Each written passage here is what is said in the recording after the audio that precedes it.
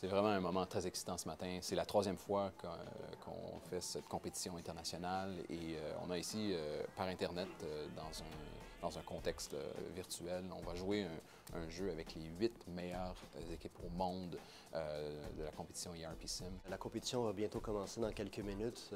Jean-François va donner le go après les hymnes nationaux. Alors, on va jouer à peu près l'équivalent de 3 heures, c'est-à-dire 4 quarts d'une demi-heure avec les périodes de repos entre chaque. Essentiellement, ces 8 équipes-là ont été sélectionnées après un long processus de qualification où 41 équipes ont participé au processus de qualification de 20 universités depuis le mois de mars 2009. Et chaque équipe devait jouer individuellement et on a fait une classification des équipes en fonction de leurs résultats. Et on a donc invité les 8 meilleures équipes à participer ce matin à la compétition internationale ERP Sim. Le jeu économique est relativement simple pour aujourd'hui.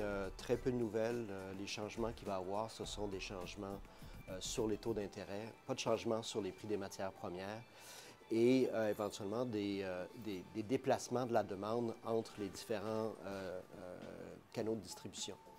Alors, on va voir comment est-ce que les étudiants vont être capables de découvrir la structure et la nature du marché aujourd'hui. Live from Montreal, from the ERP Sim Lab, welcome to the 3rd International ERP Sim Competition. On est toujours 15 du quart 1, donc il n'y a rien de définitif présentement, c'est certain, là, mais il y a l'équipe de Cincinnati qui performe très bien, l'équipe C. On a l'équipe H aussi qui va très bien, l'équipe G, l'équipe F, donc les positions vont changer souvent là, dans les prochaines 2 heures, mais ça augure très bien. On va avoir un match très compétitif. Je surveille en fait les transactions, ce que chacun des participants fait.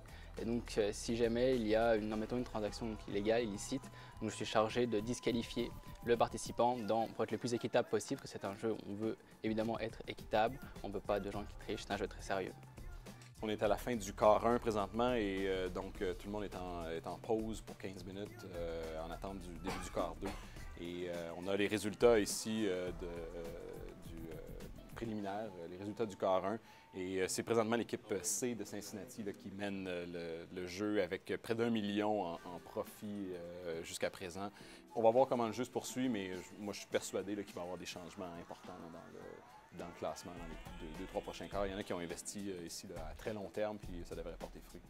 J'ai devant moi les états financiers des différentes entreprises après le quart 1 et donc on est capable de regarder ces chiffres pour essayer de comparer les différentes entreprises et puis comprendre un peu les stratégies des différentes firmes. Alors, on a 2 entreprises qui ont vendu pour plus de 2 millions. Ça va être intéressant de voir si on va être capable de soutenir ces ventes-là. Et donc, très intéressant de voir comment est-ce que les choses vont évoluer dans le temps au cours des 3 prochains quarts. Je vous présente Derek, qui est l'assistant directeur du lab ERP Sim. Derek était étudiant au MBA ici à HEC. Il a participé au concours international, au premier concours international et était membre de l'équipe gagnante.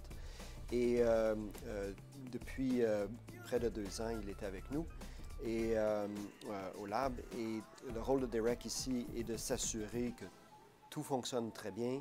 On est au début du quart 2 et il vient juste d'avoir un changement de position. L'Université d'Oklahoma est présentement en 3e position, donc on a vraiment un jeu là, très serré.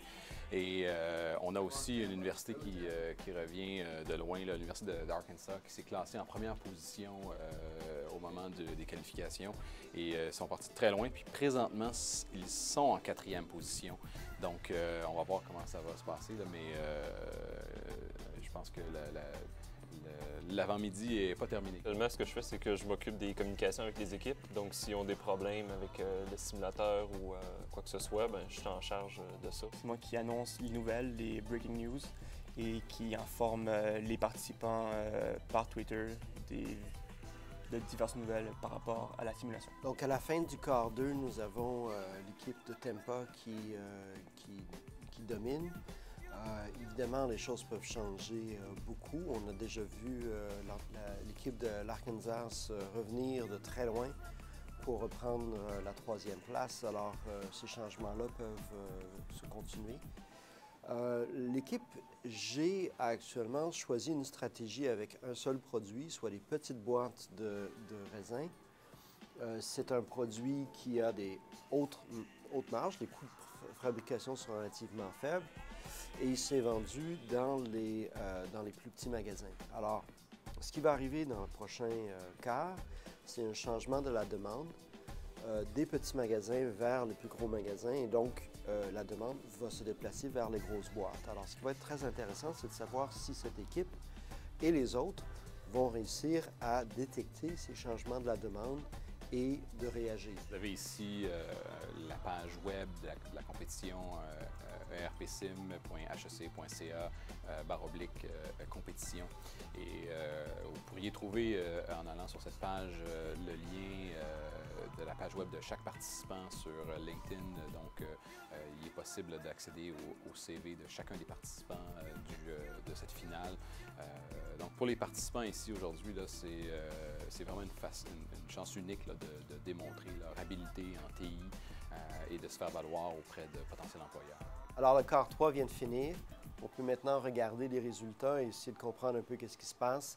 Donc, l'équipe G qui était en tête après le second quart est maintenant en troisième place. On va avoir un quart 4 très excitant, notamment pour essayer de déterminer la première place. Ça, c'est la firme C qui a très bien fait au début et puis qui, depuis à peu près 2 quarts, fait à peu près plus rien en termes de gains, en termes de profit. On voit que l'entreprise E a beaucoup plus diversifié en termes de type de boîte.